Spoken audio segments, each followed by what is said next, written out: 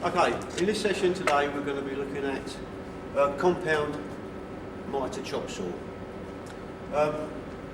This has 4 variations and I'm going to go through all 4 to show you how each one works. But before we do that, I think we'll do a little bit of housekeeping on the saw and just go through PPE that we should be wearing when operating this machine. Firstly, always wear safety glasses in case anything fires back up at you and hits you in the eyes. Also, depending on what material you are cutting, a dust mask is to be used, but sometimes you can use a full facial mask. Okay, also, as we're in a close vicinity of the machine, ear defenders should be worn as well. Also, as this is a vibrating machine, gloves can be worn if you are using this as a continuous exercise, as it will stop you getting hand vibration.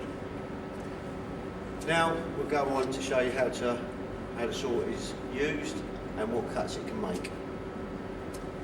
First of all, we're going to do a cross cut, which is a straight cut,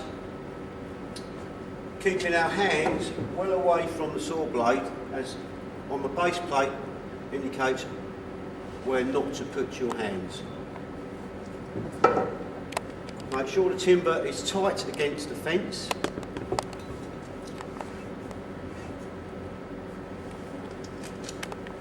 We pull down our lever, which releases the guard,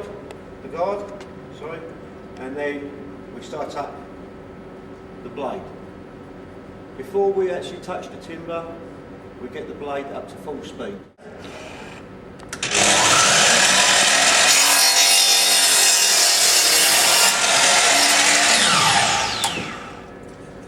And as the saw blade is a downward stroke motion, we can now get a cross cut. Obviously, any waste timber, dispatch it straight away, do not leave it lying around or on the floor.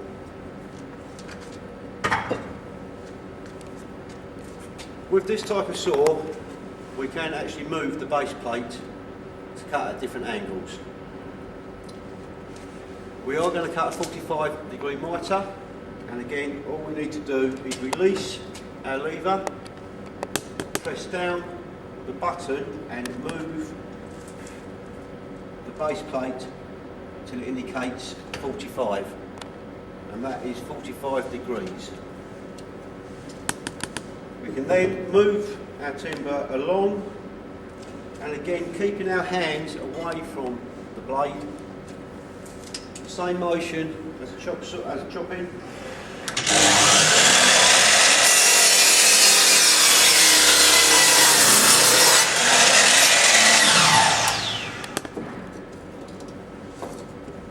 We can now complete our mitre.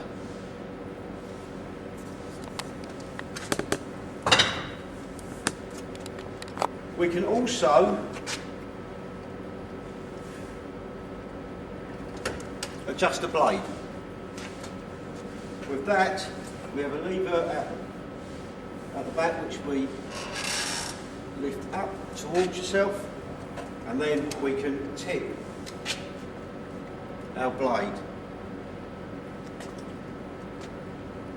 What we need to be careful of is that our fence isn't in the way, so we can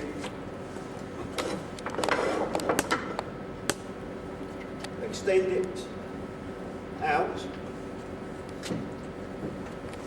release the saw again, and that will go down to whichever angle you want, up to 45 degrees. We'll do 45 degrees to show you how a bevel is formed on our timber.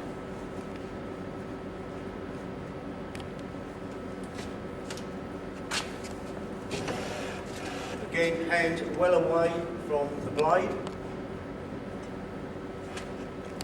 Now we're going down to do the bevel.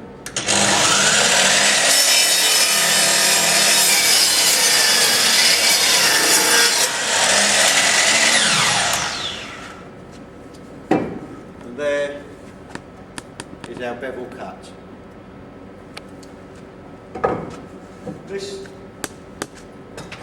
We can also do a compound mitre with this saw as well. And with that, that means we can do two cuts, two different angle cuts at the same time. We can also cut wider timber, and that is by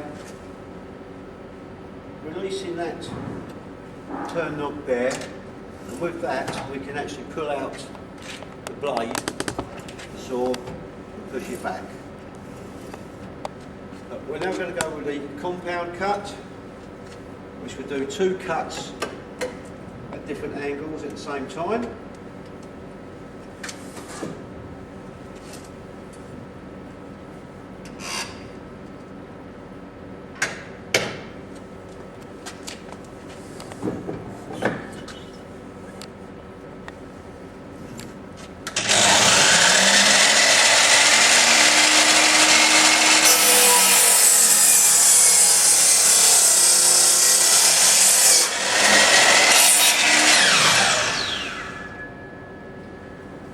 We don't want to leave the saw like that because it's putting weight, extra pressure onto the weight of the saw.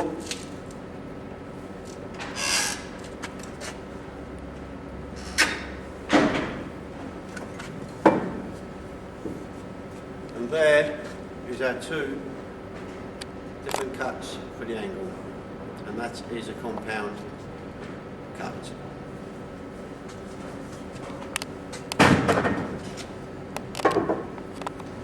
As you can see, it's quite a universal saw.